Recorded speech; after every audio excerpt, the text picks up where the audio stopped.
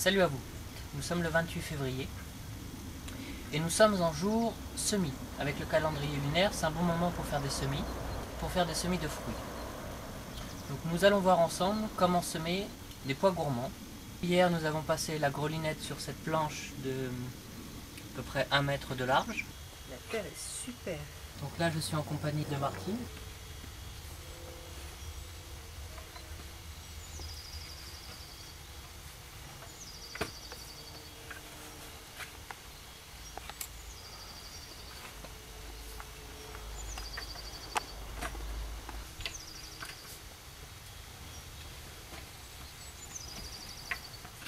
Une grelinette. Ça permet d'aérer la terre sans se faire mal au dos. Sans retourner. Oui.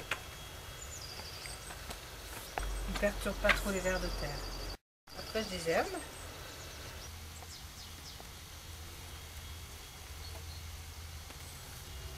Donc on sort tous les chiens dedans.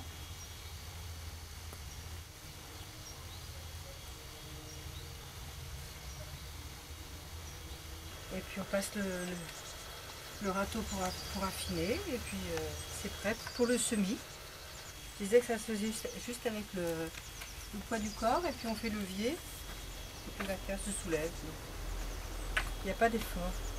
Alors il y a des grelinettes plus petites. Celle-là, 5 dents. Mais je crois qu'il y a 3 dents, 4 dents. Pour des jardins peut-être plus petits. Peut-être une demi-heure, le temps de ratisser, de finir. Je pense une demi-heure, oui, par planche, là, donc la fin. Et combien t'a coûté cet outil? Alors, la grelinette, elle coûte entre 80 et 90 euros. C'est vraiment un investissement utile. Oui, plutôt qu'un motoculteur. Oui, et puis ça va, ça fait déjà plusieurs années qu'on a. Si on sème de la facélie, ça permet d'avoir des fleurs rapidement pour les abeilles. Et tu voulais aussi des pois? Oui, des petits pois gourmands, parce que c'est tellement délicieux ces petits légumes du printemps. Donc, en plus, ils ont la faculté d'enrichir la terre, donc c'est dommage de s'en priver. Donc des petits pois gourmands avec à côté de l'engrais vert. Nous avons aéré le sol sans le retourner. Ensuite nous avons passé un râteau pour affiner en surface. Donc de cette façon, on prépare le lit de semences. L'idée c'est que la terre soit assez fine pour avoir une belle surface. Donc là il reste quelques mottes. Bon, on peut les finir à la main quand on va semer, mais pour des pois ça devrait être bien suffisant. Et là on peut tracer un sillon. Donc si on retrouve des racines, ben on les enlève. Donc fin février, début mars, c'est le bon moment pour tout ce qui est pois, fèves, pois gourmands. Et puis on va semer aussi les engrais verts. Ce qui est bon à savoir, c'est de tenir compte de la rotation des cultures. L'année dernière, ici, nous avions des tomates, un peu des aubergines, ici, un jeune rang de carottes. Si nous pratiquons une rotation de culture sur 4 années au minimum, on va commencer par les légumes les plus gourmands et finir par les légumes qui poussent dans une terre moins riche. Voilà. Donc on va commencer par les fruits, ensuite les feuilles.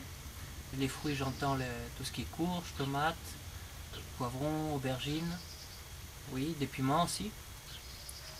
Après on va planter la seconde année, on va planter des feuilles, tout ce qui est salade, choux, des blettes, du persil. Bon, on pourra tenir compte aussi des différentes familles. La troisième année, on va semer des légumes racines, des carottes, des betteraves, des navets. Et puis on pourra finir soit par des bulbes, ou passer à une année, comme là on va faire, une année de légumineuses ou d'engrais verts, pour réenrichir le sol et rééquilibrer, pour que chaque année, différentes plantes apportent des éléments, chacune contribue à l'équilibre du sol.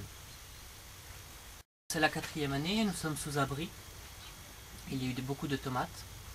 Cette année, cette planche va être destinée à être réenrichis. Donc on va associer à la fois la fertilité du sol et une production pour l'autonomie alimentaire.